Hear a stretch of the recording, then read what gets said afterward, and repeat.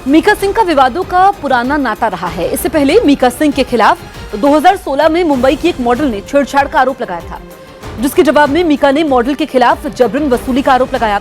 वहीं 2015 में दिल्ली में एक स्टेज शो के समय एक डॉक्टर पर थप्पड़ मारने के आरोप में गिरफ्तार किया गया था। 2014 में मीका पर अपनी गाड़ी से एक ऑटो रिक्शा को टक्कर मारने के मामले में हिट एंड रन का केस दर्ज किया गया।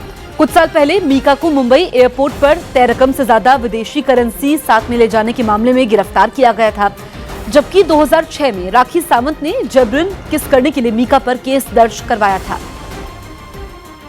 अरब सागर में पानी के अंदर संयुक्त अरब अमीरात से मुंबई के बीच एक हाई स्पीड ट्रेन चलाने का प्रोजेक्ट जल्द शुरू हो सकता है। इस बुलेट ट्रेन से मुंबई से यूएई की दूरी केवल 2 घंटे में तय की जा सकेगी, क्योंकि पानी के अंदर इस बुलेट ट्रेन की रफ्तार 1000 किलोमीटर प्रति घंटा तक होगी। इस ट्रेन को समंदर के अंदर चलाने के लिए मुंबई से लेकर यूएई के फुजैरा तक तैरने वाले पाइप की सुरंग बनाई जाएगी। इसी तरह की एक सुरंग कराची से फुजैरा तक भी बनाई जाएगी। कराची से आने वाली train Mumbai Fujairah railway line से जुड़ेगी, यानी समंदर के अंदर एक तरह का जंक्शन बनेगा। इस प्रोजेक्ट के तहत मुंबई में समंदर किनारे एक आधुनिक स्टेशन बनाया जाएगा, जहां से निकलने वाली बुलेट ट्रेन सुरंग से होते हुए समंदर के अंदर चली जाएगी। समंदर के अंदर बनी दोनों सुरंगें एक दूसरे से तैरने वाले मजबूत टावरों की मदद से जुड़ी होंगी। इतना ही नहीं, इस सुरंग के नीचे 2 छोटी पाइपलाइन अलग से होंगी, जिनमें एक के जरिए मुंबई से साफ और पीने वाला पानी यूएई भेजा जाएगा, जबकि दूसरी पाइपलाइन की मदद से कच्चा तेल भारत आएगा। मुंबई की तरह ही हाई स्पीड ट्रेन के लिए फुजैरा में भी एक आधुनिक स्टेशन तैयार होगा। इस वक्त विमान से यात्रा करने पर मुंबई से यूएई जाने में 3 घंटे से ज्यादा का समय लगता है। समंदर के अंदर बुलेट ट्रेन चलने से लोग आसानी से कम समय में यात्रा कर सकेंगे। राजस्थान विधानसभा के चुनाव के पहले मोदी सरकार ने केंद्रीय कर्मचारियों को बड़ा तोहफा दिया है। सूत्रों के मुताबिक कैबिनेट ने एनपीएस यानी नेशनल पेंशन स्कीम में बदलाव को मंजूरी दे दी है, जिसके तहत एनपीएस में सरकार का योगदान बढ़ाकर मूल वेतन का 14% किया गया। अभी तक सरकार और कर्मचारी दोनों का योगदान 10-10% होता था, लेकिन अब सरकार 14% का योगदान देगी, जबकि कर्मचारियों का योगदान वही रहेगा। इसमें उन्हें आयकर कानून की धारा 80C के तहत छूट भी मिलेगी।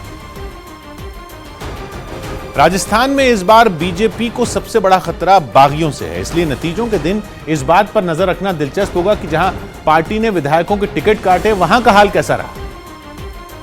क्योंकि इस बार बीजेपी ने अपने करीब 1/3 विधायकों को टिकट नहीं दिया, तो कई सीटें ऐसी हैं जहां बीजेपी ने अपने नेताओं की सीटें बदल दी। कुल मिलाकर पार्टी की कोशिश ये थी कि एंटी इनकम्बेंसी का असर कम किया जा सके, लेकिन इस कोशिश में बीजेपी ने अपने कई नेताओं को नाराज कर दिया। ऐसे नेताओं में ज्ञानदेव आहूजा, राजकुमारी दिया कुमारी और हबीबुर रहमान जैसे नाम भी शामिल हैं। तो पिछले 5 साल में घनश्याम तिवाड़ी समेत कई नेता राजस्थान की राजे ब्रिगेड को पहले ही झटका दे चुके हैं। हालात ये हैं कि कई सीटों पर बीजेपी को अपने ही नेताओं की बगावत कांग्रेस से ज्यादा नुकसान पहुंचा सकती है, क्योंकि सूत्रों के मुताबिक बीजेपी ने उम्मीदवारों की लिस्ट बनाने से पहले एक सर्वे कराया था और जिन विधायकों की हालत खराब होने की खबर मिली, उन्हें टिकट नहीं दिया गया। बीजेपी के 163 उम्मीदवार 2013 के चुनाव में जीतकर विधानसभा पहुंचे, जिनमें 51 नेताओं के टिकट काट दिए गए। इनमें वो नेता भी शामिल हैं जिनकी सीट बदल दी गई। लगभग इन सभी 51 सीटों पर बीजेपी के उम्मीदवारों को बागियों का विरोध झेलना पड़ रहा है। इन 51 सीटों में 19 सीटें ऐसी हैं जिन पर दलित और मुस्लिम वोट निर्णायक हैं। हालांकि इन 51 सीटों में 39 ऐसी हैं जहां सीएम वसुंधरा राजे अपनी विकास यात्रा के दौरान प्रचार के लिए पहुंची थी। बीजेपी खुद इन सीटों को लेकर कितनी गंभीर है, इसका अंदाजा इस बात से लगाया जा सकता है कि इन 51 में 18 सीटों पर प्रचार के लिए प्रधानमंत्री भी रैली करने के लिए पहुंचे। हालांकि इन सीटों में 19 सीटें ऐसी हैं जो बीजेपी का गढ़ मानी जाती हैं, यानी वो सीटें जहां बीजेपी ने 2008 के विधानसभा चुनाव और 2013 के विधानसभा चुनाव में भी जीत दर्ज की और 2014 के लोकसभा चुनाव में भी बढ़त बनाने में कामयाब रही। केंद्र सरकार ने साल 2022 तक किसानों की आमदनी को दोगुना करने का टारगेट रखा है और इसे पूरा करने के लिए केंद्रीय कैबिनेट ने कृषि निर्यात नीति को मंजूरी दी है। इस नीति के तहत सरकार कृषि क्षेत्र का निर्यात साल 2022 तक दोगुना कर $60 अरब तक पहुंचाना चाहती है। वाणिज्य एवं उद्योग मंत्री सुरेश प्रभु ने मंत्रिमंडल के निर्णय की जानकारी देते हुए बताया कि कृषि निर्यात नीति का मकसद क्षेत्र से चाय, कॉफी, चावल और कई तरह की चीजों के निर्यात को बढ़ावा देना है। इसके साथ ही कई ऑर्गेनिक और एग्रो प्रोडक्ट्स के एक्सपोर्ट्स पर लगी रोक को हटा दिया जाएगा। प्याज के निर्यात के मामले में सरकार ने अलग अलग वक्त पर समीक्षा करने का फैसला भी किया है।